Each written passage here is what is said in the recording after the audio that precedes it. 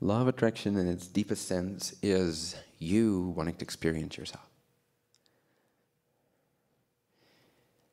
That's the impulse. That's how you as an individual are born.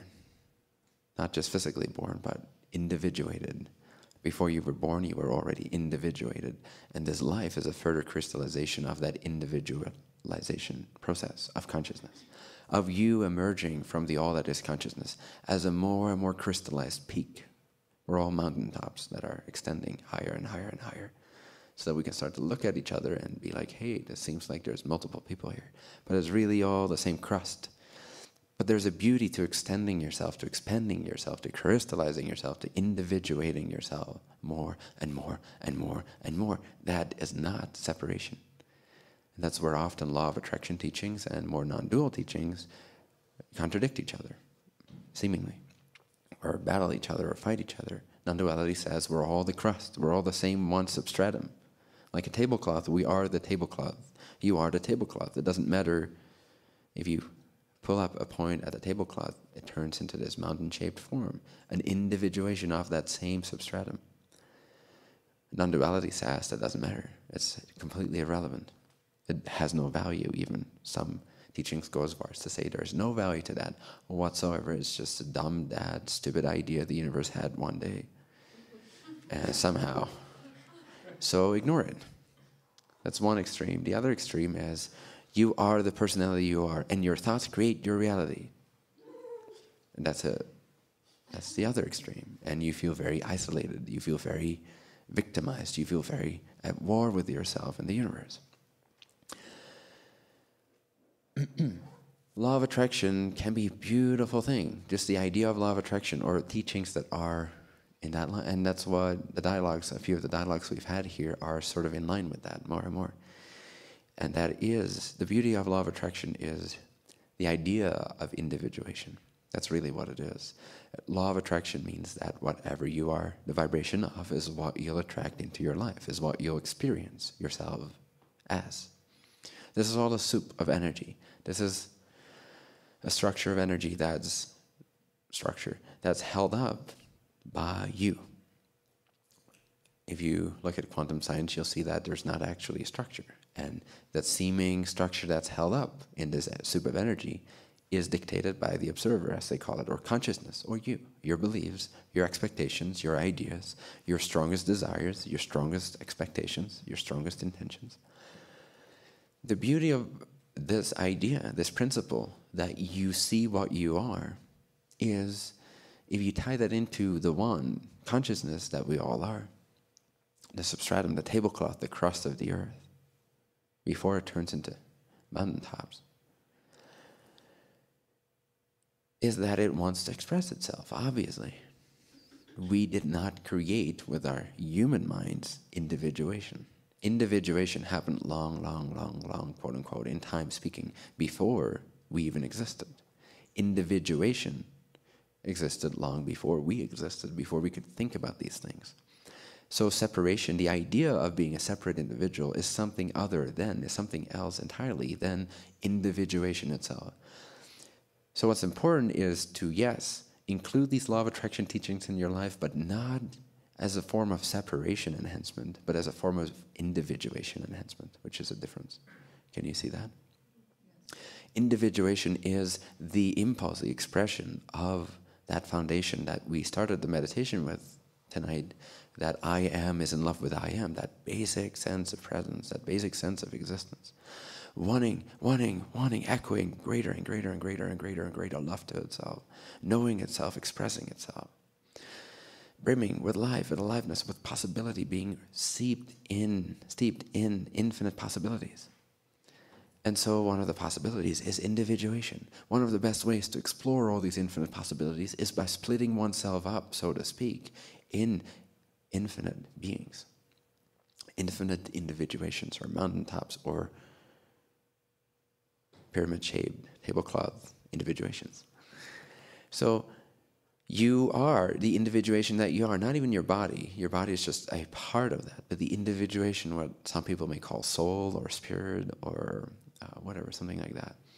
So your soul, your individuation as a consciousness, your sense of I am, which shares that basic frequency with anybody else's sense of I am, and yet is colored completely differently, is your I am. Theirs is their sense of I am. Yes, they share the same frequency, but you are the one experiencing I am, and they are experiencing I am. Their experience of I am is different than your experience of I am, and et cetera, et cetera, et cetera. Obviously, it would just be stupid and dumb to deny this, no? It would be obvious. Okay. So that's one of the flaws of non-duality, is that it goes into the extreme of individuation means separation, which is not. It's not the same thing. Separation is just a thought. It's just a way to give meaning to certain things. Individuation is a very, very core, real principle that's occurring all the time. It is another word for the expansion of consciousness, expressing itself, building new relationship within itself, with its infinite options, with its infinite possible realities. It creates different sequences, different ways, different themes, different specificities to explore. Those are all themes, those are all individuations that further help to crystallize, including your individuation of consciousness. So what that means is that you are becoming more and more and more and more a responsible co-creator of the universe, literally. You are becoming a god. You are already a god underneath, at the basis of who you are. But as an individuation, you are becoming a responsible, clear, integral reflection, a co-creator. Literally, you are endowed with all the qualities of the one consciousness, but you are taking that in a specific way. You are becoming an individuated god. Literally, that's what this journey is. And so more and more and more, and many of you are accelerating and stepping up your game with this, and start to therefore experience this strange but rapid change from being a victim to being more and more responsible for every single thing that happens to you. Realizing that it's not happening to you, but it's happening by you. For you, through you, as you, not to you. And the more clarity we gain, the more enlightenment we gain in that sense, the more we individuate ourselves, like a statue being carved out of a block. That which was previously indistinguishable from the rock now turns into its own thing. Or a wave in the ocean, where at first just appeared as the ocean. Now it starts to be its own expression of that ocean. And you are needed. Creation is very much like an organization that has way too much demand and needs more supply. You are the supply of creation. Demand is the fact that anything is possible. Can you imagine that? Anything is possible. You need a lot of workers to experience that, no? If there is infinite possibilities, that means you can't all do it by yourself. Does that make sense? It's a metaphor, but it has a real value.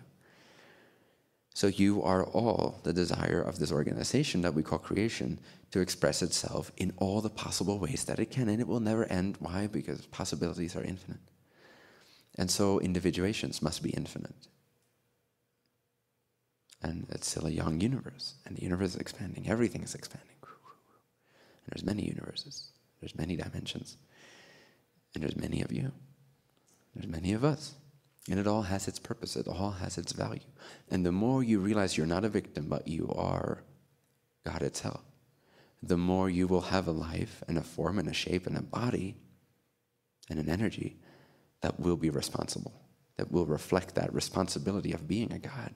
And that godness, that responsibility will be infused with all these qualities that the one consciousness has.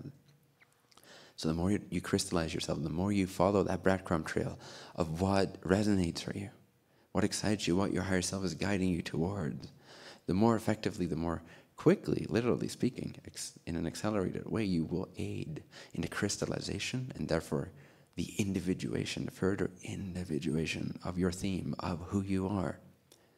As a result, you'll feel more and more and more and more and more of yourself, and you'll expand. And this may be a little over your heads, not to sound, what's the word? Arrogant or condescending in any way. But I don't want to distract you either. It just sort of came out. So evolution is endless. That's what I'm saying. And the individuation of consciousness is important. It is valuable. And law of attraction simply means doing that effectively. That's all it is. Law of attraction, when you get how it works, it becomes more effective. You become more effective at speeding up this individuation process. Not that it's in a hurry, it's just like, why not be effective if you can? So, law of attraction helps you to be more effective in individuating yourself. In other words, experiencing what you are non-physically in physicality, or what you are even beyond non-physicality as a formlessness, what you are, the spirit, the intention, the quality that you are, and wanting to experience that non-physically and physically in form.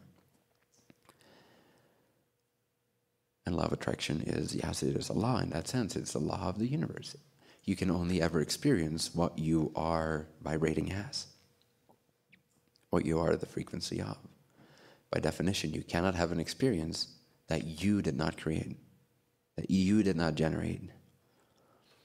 And it's very valuable to include this in non-dual teachings, in oneness teachings, in be present now teachings, in the now is all there is teachings. It's very valuable to combine these two. Have one. And it's just out of integrity. It's not maintaining itself. Have the other, on the other hand, just by itself, and it's also not maintaining itself. These two need to meet in the middle and fully blend.